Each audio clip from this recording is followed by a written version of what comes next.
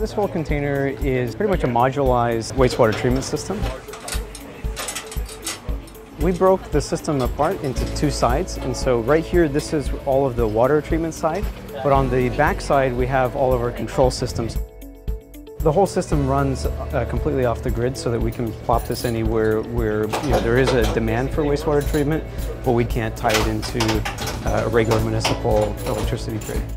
This is the heart and the brain of the system, and it's all based off of consumer-grade electronics.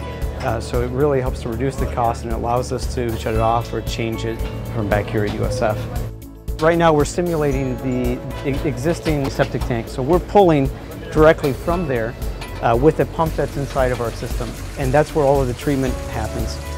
Once the treatment is done, we pump the finished clean product water into one of two tanks. One is for water that's clean to flush toilets, and then on the right now we're just simulating one that's for a community garden.